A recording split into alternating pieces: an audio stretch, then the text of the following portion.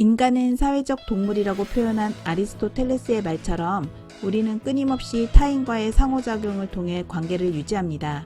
측정 활동도 상호작용의 일환이 될 수 있습니다. 왜냐하면 우리에게 무언가를 분배하거나 다른 사람들과 무언가를 교환 또는 거래를 수치화 또는 수량화하는 것은 우리의 삶에서 필수적인 행동들이기 때문입니다. 예를 들어 한 끼를 해결할 양만큼의 쌀과 고기를 두 사람이 교환해야 하는 상황을 상상해 봅시다. 한 끼에 대한 쌀과 고기에 대해 각자 생각하는 양이 다를 수 있는데요.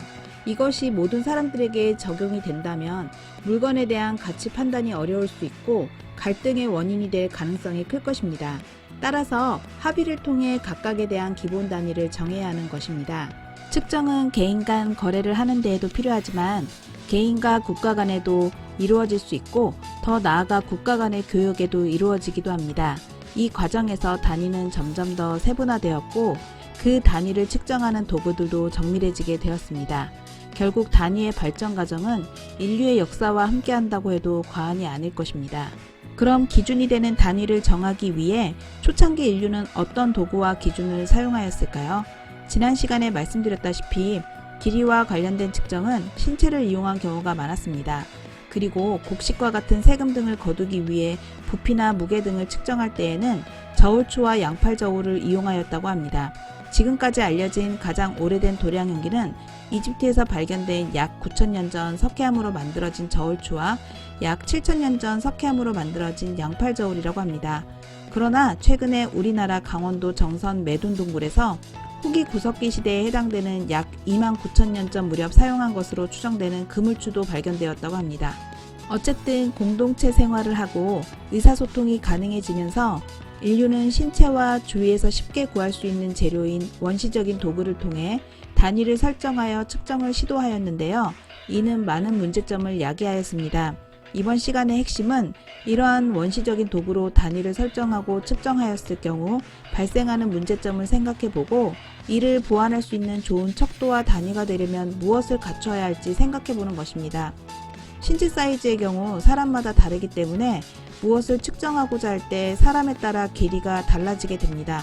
또한 곡식이나 열매 등을 통한 부피나 무게 등을 잴 경우 계절별 또는 지역별로 재배 환경이 달라 크기나 무게 등이 달라질 수 있습니다. 즉, 한 국가에서도 사람마다, 시기마다 또는 지역마다 측정 수치가 제각각일 수 있다는 것입니다. 그러면 괜찮은 측정 도구와 단위는 어떤 조건이 필요할까요? 첫 번째, 쉽게 구할 수 있는 재료여야 하고 크기나 무게 등이 일정해야 합니다. 먼저 측정을 하는 도구가 주변에서 쉽게 구할 수 있어야 합니다.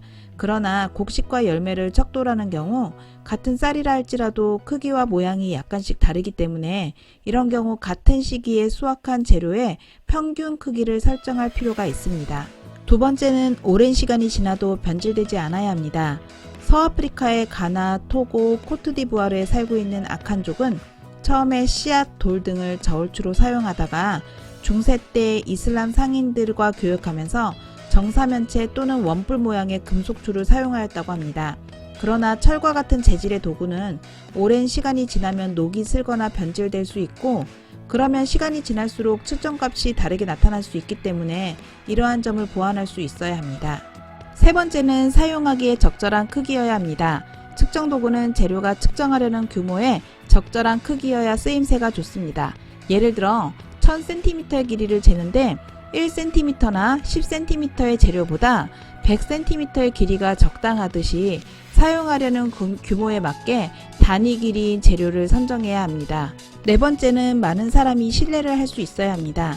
도량형은 공동체 안에서 공유 가능하고 믿을 수 있어야 합니다. 그러나 신체를 이용할 경우 사람의 신체 조건이 각각 다르기 때문에 시대별로 달랐고 국가마다 제각각이었던 탓에 측정이 제대로 될 리가 없었을 것입니다.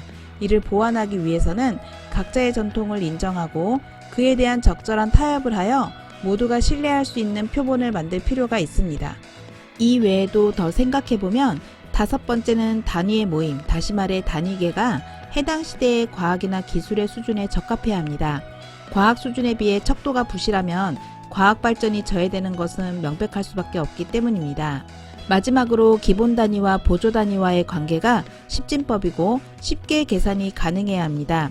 기본 단위란 기준이 되는 단위이고 그 이외의 단위는 보조 단위라 합니다.